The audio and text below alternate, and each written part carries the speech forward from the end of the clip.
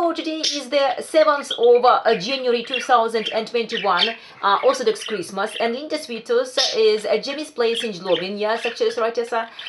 So in the background of this kind of, yes, lovely budgies, which are sitting on the top of the cage. So two males, Yashka and Romeo, so, and just talking, so actually right to each other or singing lovely songs, so, and just feeling happy, so. Inside another cage, you see, there are also two lovely females. These are Vickie and Sunny. Here, looking at me, so, or maybe so on the focus of the camera, so. Yeah, and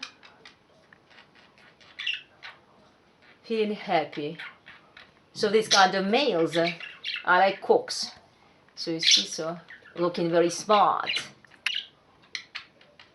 heroic one, and just you see, sometimes they seem to be rather peaceful, but sometimes too hectic and too so inquisitive and just noisy.